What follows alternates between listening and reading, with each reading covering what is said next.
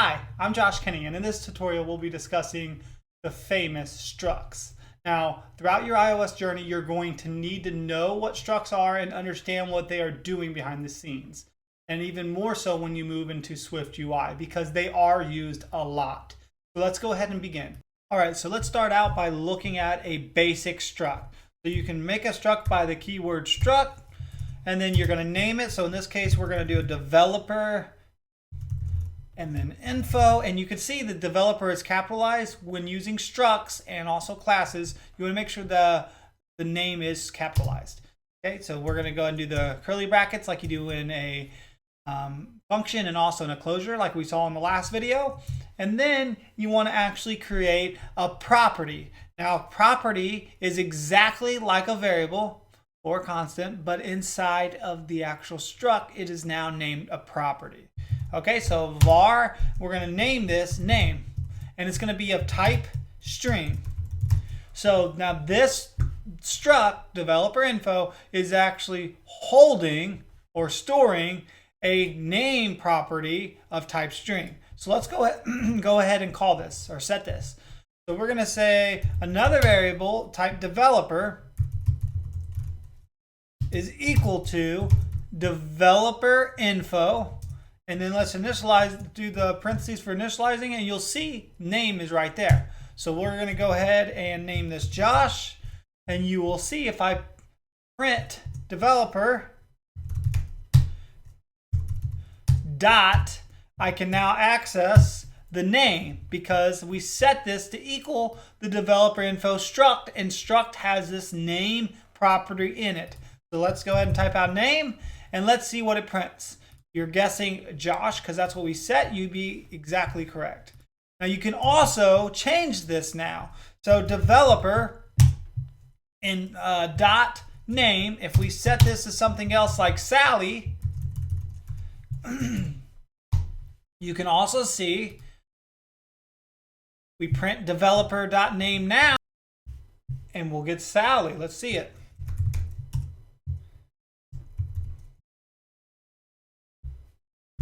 Play there, you'll see Sally. But you'll also see something super unique here. It's Josh still up here and never changed to Sally, but down here it's now Sally. Why didn't both of these change to Sally? And that is because structs are value types. And reading the definition, basically when you copy a value type, an example using it, like assigning it like we did here, we assigned Sally to it, or if you initialize it or pass it in a function, it keeps a unique copy of the data. So this Josh up here is a unique copy. It didn't change that. It's got its own copy. And then you made another one named Sally, and now that's got its own copy because they're data types. Whereas in classes, you're not going to see that. Once you change this to Sally, everything in there that would be developer.name is not going to be Sally as well. It's not going to have its own copy.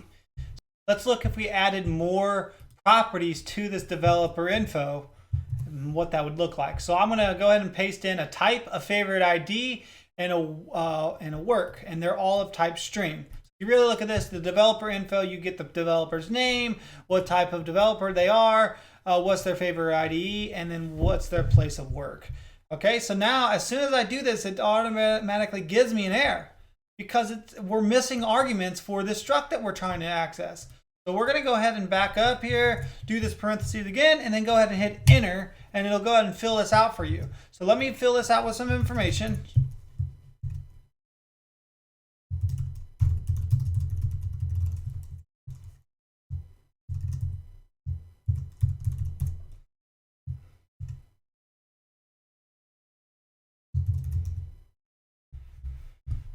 All right, and now you'll see we can access different properties within this. So instead of just the developer name, you can access the favorite ID, the type, anything. And let me give you an example. Say we have a code, so picture your app has an image, okay? And above the image, you want to display the workplace of this image, okay? So every time you do a new image, it's going to display the workplace. Well, you can have a struct in the background with something like this, and then you can access that and update that text with that workplace name. So let's give an example here. So you can access it by doing the developer, just like you did with the name, but instead we're going to go down and do work. And then, actually, I'll print this so you can see. Print, and you'll see that it's actually pulling that up. So you'll see bank. Now, of course, you can be more descriptive and name, what bank you're working at, but I just wanted to be generic here and not give out any name. But that's super powerful what you can do within a struct and implement that into your app. All right, so let's go ahead and move on. All right, so we have discussed stored properties within structs. Up here, let's look at what a computed property inside a struct looks like. So I'm going to go ahead and paste the struct that I already have created. This is a favorite sport struct with 2 stored properties. One is a name of type string, one is fav sport of type boolean. And then we're going to have this computed property here. So this is what they look like. All it is a property that has logic in it. That's the best way of thinking about it. So we're going to set this to type string.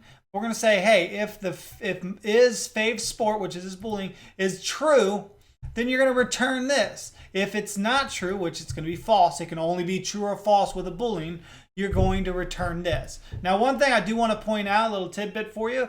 You see right here is fav sport, and I just have this curly bracket. I don't actually say is equal to true. It automatically knows. This is a shorthand way of writing this. I could very well do 2 equal sign and then true, and that works just fine. No problem there. And you, again, if you wanted to test it for false, you would do false. You would actually write this out and do false. But the shorthand is erase that and just have the curly brace, and this is saying if is fav sport true. That's what that's saying. So let's go ahead and create a variable down here, or I'm sorry, a constant down here called skateboarding, because that's what we're going to be testing. Okay, we're going to set this to equal, and we're going to do favorite sport, and then we're going to do the parentheses, and we're going to do the name, and we're going to do skateboarding again, because that's what we're testing here. And is it my favorite sport? Yes, it is. So I'm going to do true. And then we're going to go down and print and see if this is working like it's supposed to. So print statement, we're going to do skateboarding dot favorite sport. And we're going to see if it's working. Skateboarding is my favorite sport, so it is. Now, if it wasn't, I would do false right here. And again, it's going to go up here and look. Hey, if it's true, run this. If it's false or else, you're going to run this. So you're going to see is not. So false, let's play this again. And you'll see skateboarding is not my favorite sport. So this is a computed property within a struct. Let's keep going.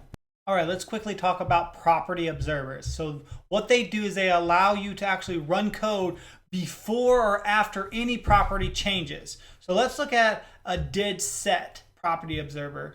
We'll go all the way back up here to the top to this developer info and write it here. So after this work, what we want to do is every time this developer changes their work to a new location, a new company, we want it to print out something. So let's do that.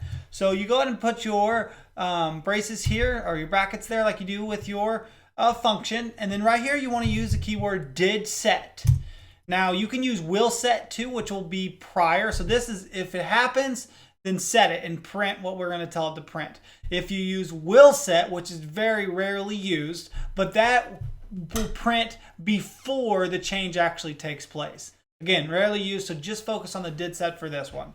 Okay, you're going to do your brackets as well. And then inside here, we're going to tell it what to do. Now you can do your logic here if you want, but we're just going to do a simple print statement. I'm just going to paste it because I already have it copied. And what this is going to do, it's going to say, hey, print the name. So whoever this is we're talking about is now working at, and then the work, whatever we updated that work name to be. Okay, so let's see this in action. We'll come down here, and I'm going to go ahead and comment out these so you don't see all these print statements here, just so you can see the real beauty of this. And then down here, we printed skateboarding. So I'm going to run this real quick. So we have nothing printing out. So let's see. We're going to go above Sally, and we're going to go ahead and change this. So we're going to do the name of this. So we're going to do developer here. Developer dot work.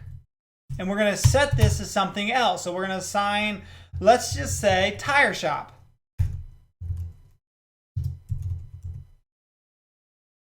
Okay, now, earlier when we hit this, this did not print anything. Okay, we actually had to come down here and tell it to print.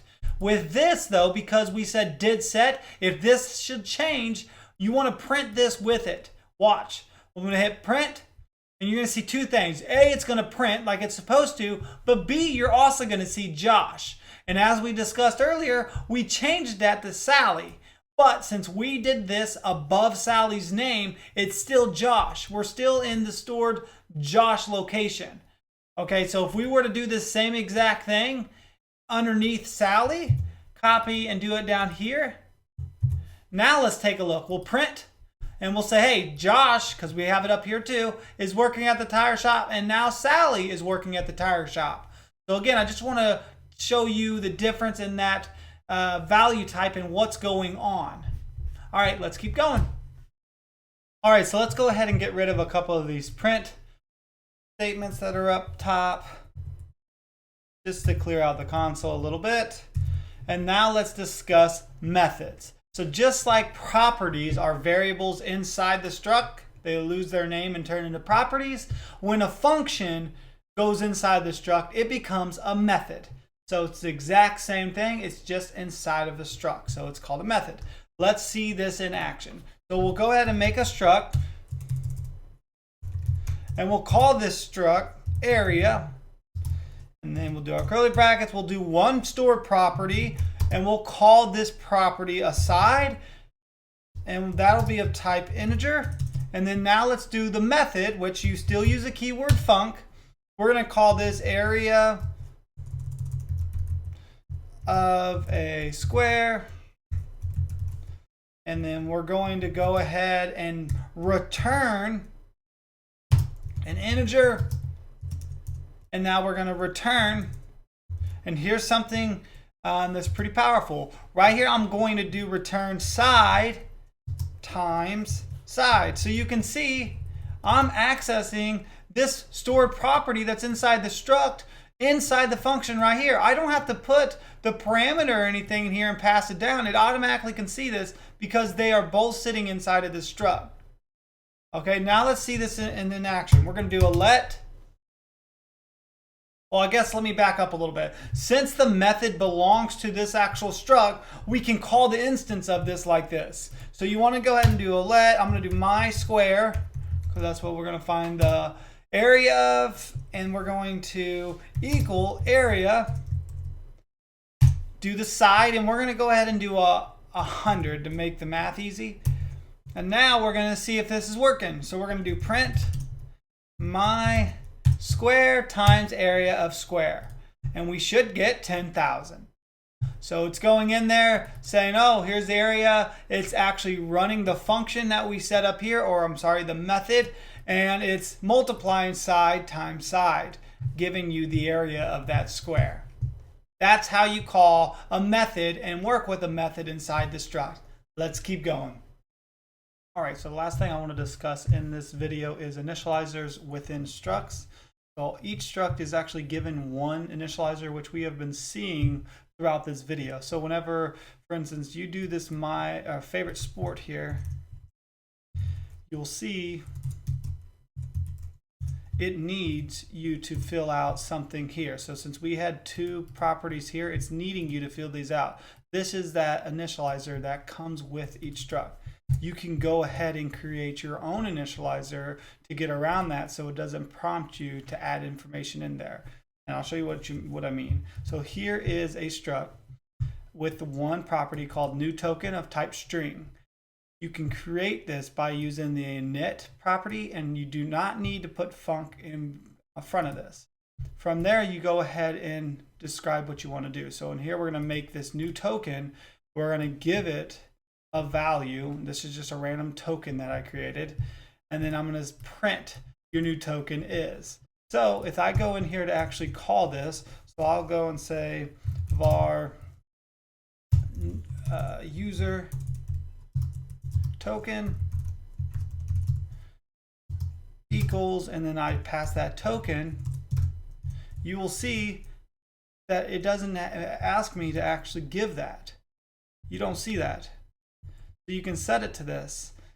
And then down here you can actually do user token dot new token, and if I hit play you can see it grabs it. So your new token prints off exactly what I told it to print off here. That's initializers. All right, so that's going to do it for this video in structs.